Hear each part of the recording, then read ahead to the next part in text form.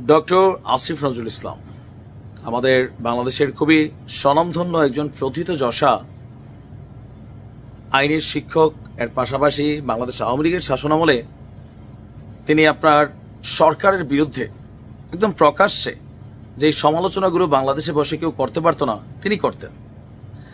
আল্লাহর কাছে একটা ফরিয়াদ করেছিলেন, আল্লাহ জীবনে যদি একবার তুমি এই মন্ত্রী বানাই দাও, বাংলাদেশকে বদলাই দিব।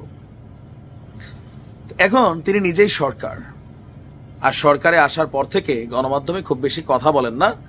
তবে গতকালকে আসসালামু আলাইকুম প্রিয় দর্শক শ্রোতা, মুখ ফসকে সব বলে দিলেন আইন উপদেষ্টা আসিফ নজরুল। আসিফ নজরুলকে নিয়ে অন্তর্বর্তী সরকারের সেই প্রথম থেকেই আসিফ নজরুলকে নিয়ে পিনাক্ষী এবং ইলিয়াস, সাংবাদিক ইলিয়াস, তারা কিন্তু একের পর এক তারা নিউজ করেই যাচ্ছেন যে আসিফ নজরুলের সক্ষমতা যতটুকু ছিল, যা যা করার ক্ষমতা ছিল সেগুলো তিনি পরিপূর্ণভাবে করতে পারেন নাই। আসিফ নজরুল ব্যর্থ হয়েছেন। এবার আসিফ নজরুল মুখ ফসকে কি বললেন, চলুন ভিডিওতে বিস্তারিত দেখে আসি। ডক্টর আসিফ নজরুল ইসলাম আমাদের বাংলাদেশের খুবই স্বনামধন্য একজন প্রথিতযশা আইনের শিক্ষক।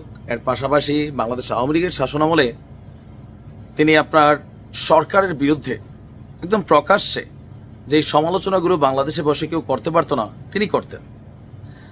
আল্লাহর কাছে একটা ফরিয়াদ করেছিলেন, আল্লাহ জীবনে যদি একবার তুমি এই মন্ত্রী বানাই দাও, বাংলাদেশকে বদলাই দিব। এখন তিনি নিজেই সরকার, আর সরকারে আসার পর থেকে গণমাধ্যমে খুব বেশি কথা বলেন না।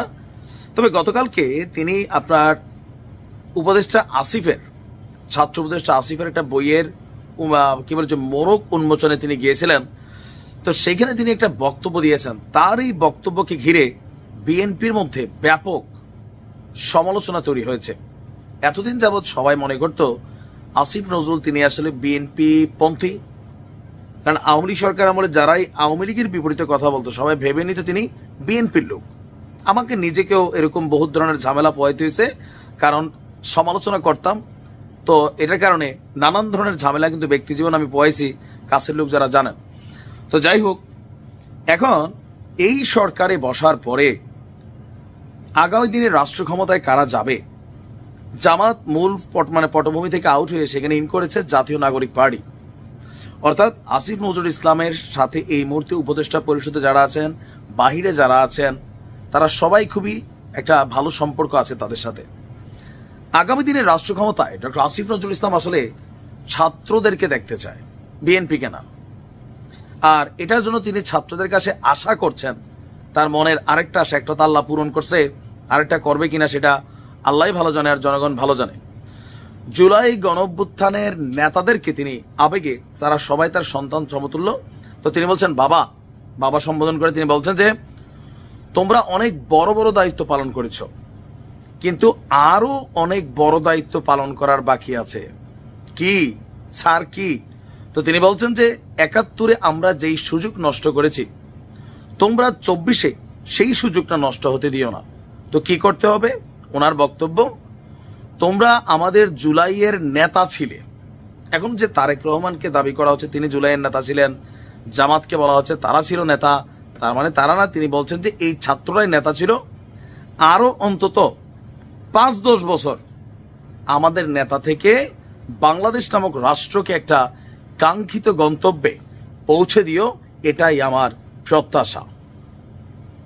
এখন তিনি যেই কথাগুলো বলছেন ওই মুহূর্তে আপনার কি বলা হয় যে তার সামনে সমবেত যারা ছাত্র জনতা ছিল বলছেন যে আমি তোমাদের ওয়ার্ন করে দেই বাবা, অনেক কষ্ট এবং অপেক্ষার পর আমরা তোমাদের পেয়েছি।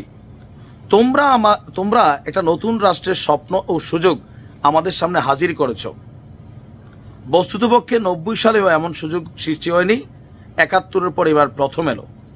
তো এটা ওনার প্রত্যাশা। এখন ওনার যে প্রত্যাশা, এই প্রত্যাশা আবার বিএনপির কাছে ভিলেন টাইপের প্রত্যাশা, যারে তারা তো ক্ষমতায় আছে। এমনকি ডক্টর ইউনূসের পর যাকে সবচেয়ে শক্তিশালী ধরা হয় তিনি হচ্ছেন doctor Asif Nazrul. Even Yunus sir যেই কথাগুলো বলেন সংস্কার, সেই সংস্কারের সাথে সুর মিলিয়ে তিনি গতকালকে এই কথাটা বলেছেন যে সবার অভূতপূর্ব আত্মদানের মধ্য দিয়ে যে প্রত্যাশা তৈরি হয়েছে সেটাকে এগিয়ে নিতে হবে। কাদের বলছেন? ছাত্রদের। তাহলেই জুলাইয়ের আত্মদান এবং সব স্তরের মানুষের সামষ্টিক প্রত্যাশা সার্থক হবে। রাষ্ট্র ব্যবস্থাকে সংস্কার করতে হবে।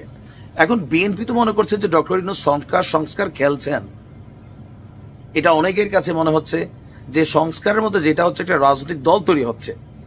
বিএনপি এমনিতেই বলছে এই যে ছাত্রদের রাজনৈতিক দলটা, এটার পিছনের প্রধান পৃষ্ঠপোষক কয়েকজন ব্যক্তি, এর মধ্যে আসিফ নজরুল স্যারকেও কিন্তু সন্দেহ করেন তারা। আবার তিনি যখন সরকারে থেকে একজন উপদেষ্টা ওনার বইয়ের ইস্যুতে সেখানে উপস্থিত থাকা একটা রাজনৈতিক দলের প্রধানকে রেখে তিনি যখন বলেন যে তোমাদেরকে আগামী দিনে রাষ্ট্রের দায়িত্ব নিতে হবে, 5-10 বছর তোমরা থাকতে হবে, এখান থেকে বিএনপি কেন ভাববে না যে সরকার আসলে পেছন থেকে পুরো পৃষ্ঠপোষকতা করছেন, বা কিংস পার্টি হিসাবে তারা কিভাবে তাদের উপরে যে আপনার দায়টা চলে আসতেছে এটা আসলে সরাবে। সবকিছু মিলিয়ে আবেগে বা মুখ ফসকে তিনি যে কথাটা বলছেন এটা নিয়ে কিন্তু বিএনপি টুক করে ধরে ফেলছে। ইভেন প্রতিনিয়ত বলছে যে এই ইউনূস সরকারের হাতে নিরপেক্ষ নির্বাচন কখনোই সম্ভব না। আপনি দেখছেন তারা বলছে যে অন্তর্বর্তী সরকার দিতে হবে, যেই নিরপেক্ষ একটা নির্বাচনের জন্য বাংলাদেশ অপেক্ষা করছিল। আমি রাতের ভোট আমরা দেখছি। তো সেই নিরপেক্ষ নির্বাচন করতে গিয়ে যাবে যে সরকার, সেই সরকারই যখন একটা রাজনৈতিক দলের নেতাকে সামনে রেখে বলে তোমরা আগামী দিনে দায়িত্ব নিতে হবে, আমরা সাথে আছি, স্বাভাবিকভাবে জনমনে প্রশ্ন, জামাতেরও তো ভাই এখন পুঙ্গি বাজানো শুরু করছে অনেকটা। উপদেষ্টা যিনি আছেন মাহফুজ, দেখছেন না একের পর এক 71 নিয়ে কিন্তু কথা বলে এখনো, এটা আপনারা চাইলেও সরাইতে পারবেন না। এই সকল প্রেক্ষাপটে একটা জিনিস তো স্পষ্ট হচ্ছে, আগামী দিনে রাষ্ট্র ক্ষমতায় ডক্টর ইউনূস, আসিফ নজরুল স্যাররা সবাই মনে করছেন এই জাতীয় নাগরিক পার্টি তারাই হচ্ছে মূল খেলোয়াড় যাদের যাওয়া উচিত। বাকিরা কেরিটেরি কাইটা যদি যাইতে পারে আর কি। এখন যে কেরি কাটবে না যাবে, সেটার জন্য এই সরকার কতটুকু নিরপেক্ষ থাকতে পারবে নির্বাচন করানোর ব্যাপারে।